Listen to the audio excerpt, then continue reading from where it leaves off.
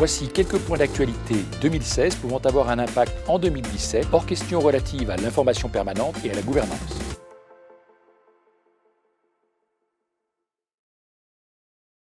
L'ordonnance du 17 mars 2016 transpose les dispositions de la directive européenne du 16 avril 2014 et un règlement européen de la même date relatif au contrôle légal des seules entités d'intérêt public, parmi lesquelles figurent les sociétés cotées sur un marché réglementé, Euronext, complète le dispositif.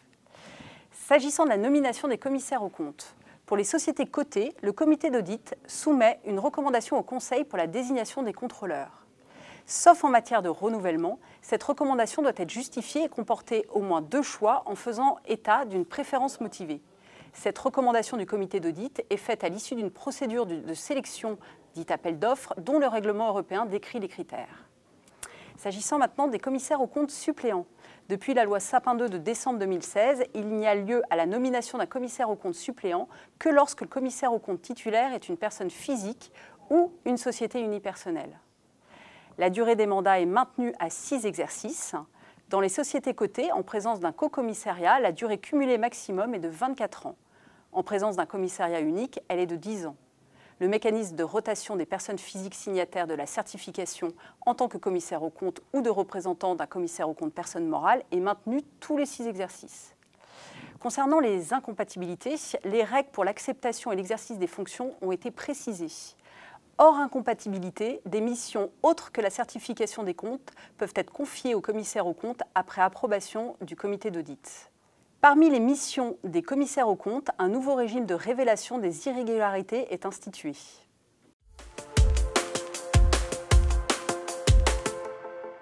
La réforme de l'audit comporte également des modifications affectant le comité d'audit, dont les sociétés cotées sur Euronext doivent se doter, sauf exception. En termes de composition, lorsque les missions confiées au comité spécialisé sont exercées par le conseil d'administration lui-même, celui-ci ne peut, pour l'exercice de ses missions, être présidé par son président, dès lors que ce dernier exerce également les fonctions de direction générale.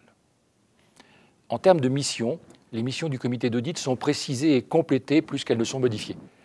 La principale nouveauté, hors la procédure de sélection des commissaires aux comptes, réside dans le fait que le comité d'audit doit approuver, pour les sociétés cotées, la fourniture de services autres que la certification des comptes, en dehors de ceux imposés par la loi.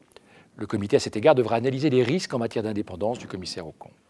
Lorsqu'ils interviennent auprès d'une société cotée, les commissaires aux comptes remettent au comité spécialisé, ou le cas échéant au conseil, si ce dernier remplit les fonctions de comité spécialisé, au plus tard, à la date de présentation du rapport d'audit, un rapport complémentaire écrit. Ce rapport devra être établi à compter du premier exercice ouvert postérieurement au 16 juin 2016.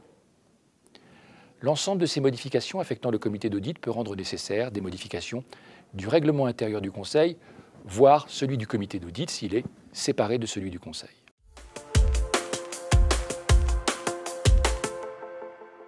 Pour faire suite au règlement abus de marché et à son règlement délégué du 8 mars 2016 en matière de programme de rachat d'actions, l'AMF a publié en février 2017 un guide relatif aux interventions des émetteurs sur leurs propres titres. Le bénéfice de la présomption irréfragable d'absence d'abus de marché, désormais appelée dérogation de l'article 5, est soumis à des conditions plus restrictives que par le passé. Il faut toujours poursuivre l'un des 3 objectifs visés par la réglementation européenne, réduction de capital, couverture de titres de créances échangeables en actions ou enfin couverture de plans d'actionnariat salarié. Mais les conditions d'intervention sont devenues plus rigoureuses.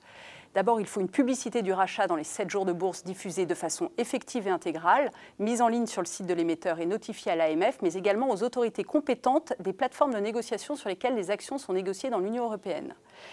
Il n'est plus possible de faire de rachat par voie de bloc de gré à gré, pas de recours à des produits dérivés, pas de vente d'actions propres pendant le programme de rachat d'actions, sans dérogation possible pour les blocs.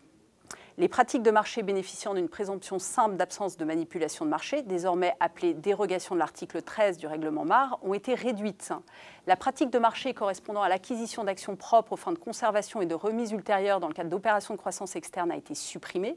De même a été supprimée la pratique de marché relative au contrat de liquidité obligataire. En revanche, la pratique de marché du contrat de liquidité sur action a été maintenue, mais dans l'avenir, les conditions de sa mise en œuvre devraient être renforcées. Les rachats d'actions ne poursuivant pas un objectif MAR ou une pratique de marché admise, ou qui ne satisferaient pas à l'intégralité des conditions pour bénéficier de l'une ou l'autre des dérogations, ne sont pas interdits et ne constituent pas en eux-mêmes des abus de marché. Enfin, s'agissant des rachats par la société d'un bloc auprès d'un actionnaire majoritaire ou significatif, l'AMF rappelle qu'il est essentiel de diffuser un communiqué lors de la conclusion de l'opération en motivant le prix et l'intérêt social et en précisant les conditions de la transaction. L'AMF considère comme bonne pratique d'avoir recours, lorsque le bloc est significatif, à une attestation d'équité sur l'intérêt social et le prix qui devrait, sauf situation particulière, comporter une décote, de veiller au respect de la procédure des conventions réglementées et enfin de s'assurer que l'opération n'est pas de nature à compromettre les équilibres financiers ou la capacité d'investissement de l'émetteur.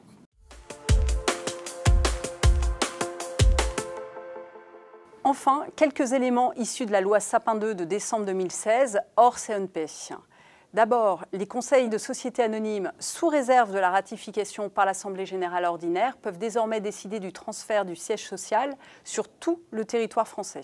L'Assemblée générale extraordinaire des sociétés anonymes peut désormais déléguer au Conseil sa compétence pour apporter au statut les modifications nécessaires pour les mettre en conformité avec les dispositions législatives et réglementaires, sous réserve de sa ratification ultérieure.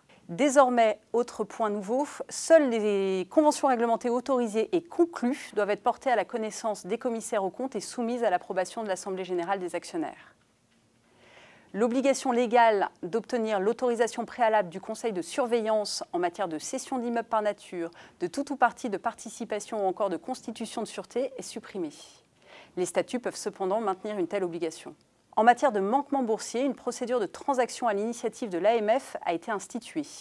Les personnes morales auteurs d'infractions ou de manquements peuvent désormais faire l'objet de sanctions pécuniaires pouvant aller jusqu'à 15% de leur chiffre d'affaires consolidé.